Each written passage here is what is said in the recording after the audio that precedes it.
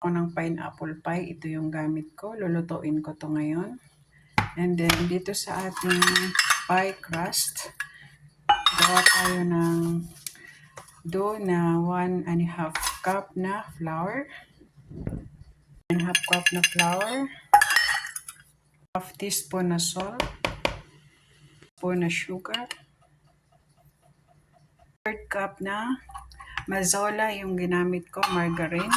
Kung butter, kung mayroon kayong butter, pwede rin butter.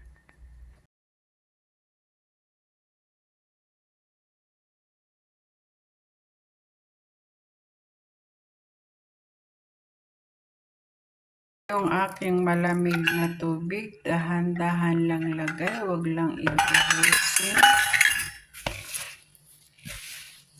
1/2 cup yun. Try natin kung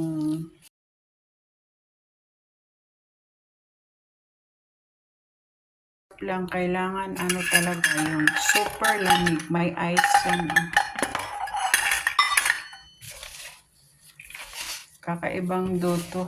Kailangan malamig yung water. So, okay na yung 1/2 cup. Gawin na lang natin siyang dough.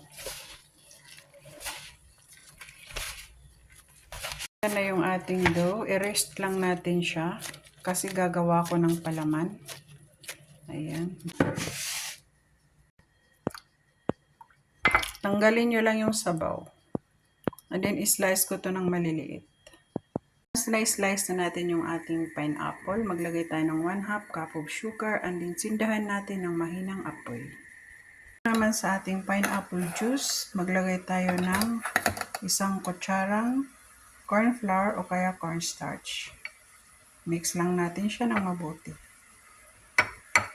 Maglagay tayo ng kunting pampakulay para maging kulay pinya, kulay pineapple yung ating palaman.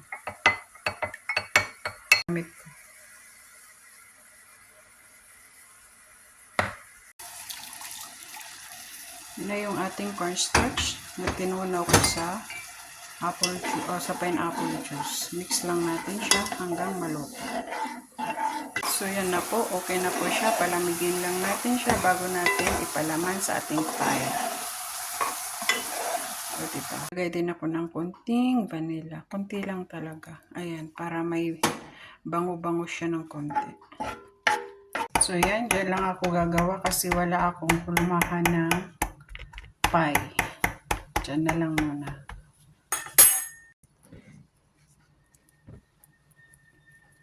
Yan na, try ko lang. Pasok na natin siya sa oven hanggang mapula. Na yung aking pie, luto na siya. Iba lang yung kasi transfer ko siya dito. Kasi matuto naman siya, oh. Tingnan nyo. Ayan siya. O, diba? Hindi lang pantay. Pero yan na, na-slice ko na. Pero masarap siya mga day. Super crunchy ng niya. Ng crust na. Ayan.